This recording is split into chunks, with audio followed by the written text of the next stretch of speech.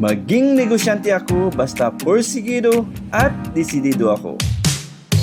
Kanegosyo! Narito naman tayo sa ating serye na mga negosyong kayang simulan sa puhunang 100 pesos lamang. Sa vlog na ito, patuloy nating pinapatunayan na hindi mo kailangan ng malaking kapital para makapagsimula. Minsan, ang kailangan mo lang talaga ay lakas ng loob, diskarte at paniniwala sa sarili. Maraming tao ang gustong magnegosyo, pero karamihan hanggang plano lang. Bakit? Kasi ang pinakamahirap na parties ng negosyo, hindi ang pag-iisip ng idea, hindi ang puhunan, hindi ang ingredients, kundi ang pag-execute.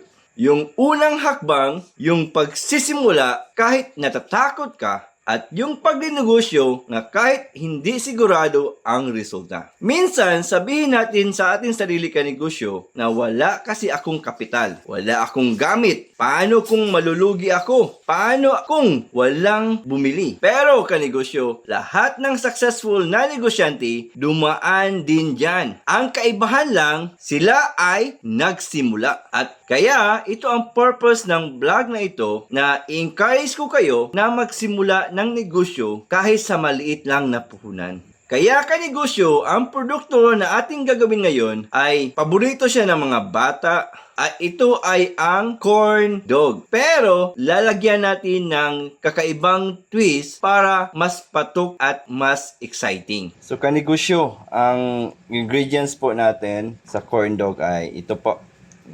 So meron tayong tatlong hotdog dito, jumbo. Tapos half lang po ng cheese, 5 tablespoon ng white sugar, 1 tablespoon ng baking powder, 2 tablespoon ng granules po. At gagamit tayo ng 2 cups ng all-purpose flour. So kanegosyo, lagay natin yung all-purpose flour.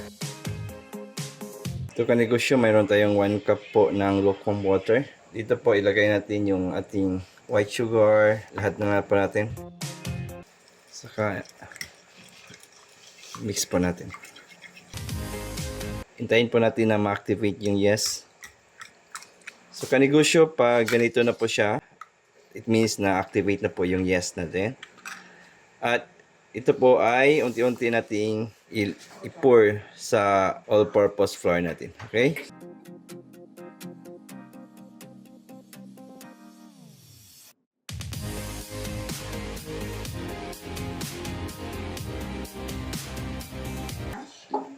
Kanegosyo, pag ganito na yung natin, consistency ng flour, okay na po to. Ang gawin natin, i-rest po natin to ng 2 hours. While na-rest po natin yung ating flour, cut muna natin yung hotdog natin.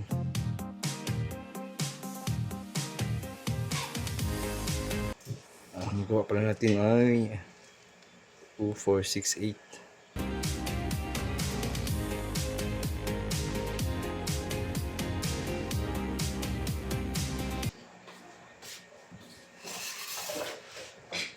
So kanegosyo, may gawa tayong 1, 2, 3, 4, 5, 6, 7, 8. 8 po na corn dog.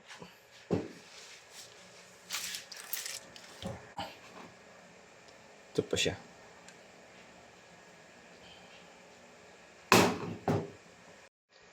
Kanegosyo, mayroon palang nakalimutan natin na ingredients. Kailangan pala natin ng breadcrumbs. Okay?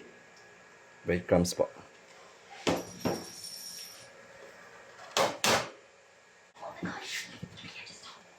Tingnan nyo kanegosyo, gaano siya kadikit.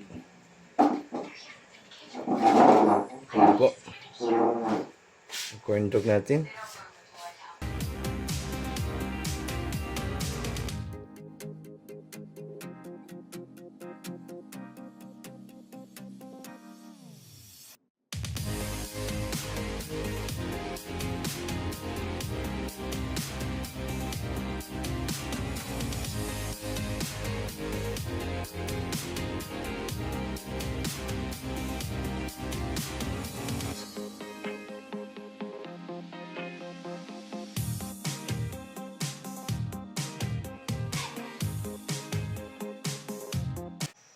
Kanegosyo, ito na po yung ano natin.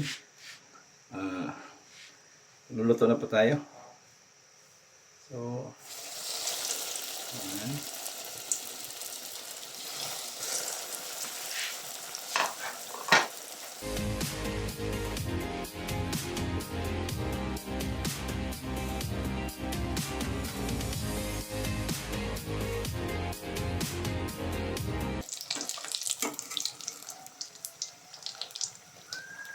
So, kanegosyo, ito yung nagawa nating corn dog.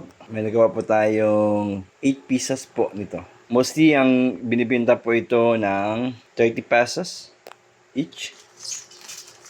Sa 100 pesos na puhunan, kapag simula po tayo ng negosyo na corn dog. So, kanegosyo for 30 pesos. Ito, 8 pieces yung nagawa. So, may kita po tayo na 240 pesos. So, mayroon tayong 140 pesos na profit. Try nyo po ito, kanegosyo. Hopefully, natulungan ko po kayo na makapagsimula ng small business. Okay, let's try.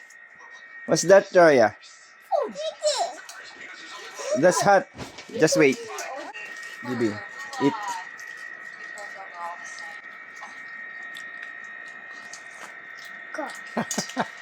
So, Jay.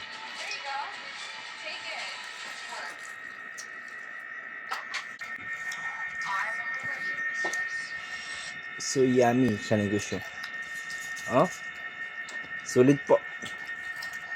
Kanegosyo, panalo talaga yung ginawa natin na corn dog. Pwede mo na itong ibenta sa harap ng bahay mo, sa school, sa kanto, o kahit online selling. Kanegosyo, lagi mong tandaan na hindi kailangan ng ingrande agad ang negosyo. Ang importante, may sinimulan ka. Kanegosyo, lagi nating tatandaan na maraming kanegosyo natin na mas pagod pa kaysa atin. Maraming kanegosyante na may marami pang problema kaysa sa atin. May mas marami pang utang. Pero tuloy pa rin silang lumalaban. Bakit kanegosyo? Kasi alam nila na walang ibang magtatayo ng pangarap nila. Kanegosyo, hindi obligasyon ng customer na suportahan ka. Kailangan mong pagtrabahuan ang tiwala nila. Hindi rin obligasyon ng mundo na gawing madali ang buhay pagninegosyo mo. Pero, responsibilidad mo na hindi pabayaan ang pangarap na sinimulan mo. Kaya kanegosyo, kung gusto mong umangat sa buhay, kumilos ka, magdiskarte ka, magsipag ka, at huwag kang susuko. Dahil balang araw, ang maliit na 100 pesos na sinimulan mo ngayon, posibleng maging daan para mabago ang buhay ng pamilya mo. Tara, kanegosyo, simulan na nating magnegosyo. 50 pesos. Sa eskwelahan, gamay kayo ang eskwelahan ba? Nag-25.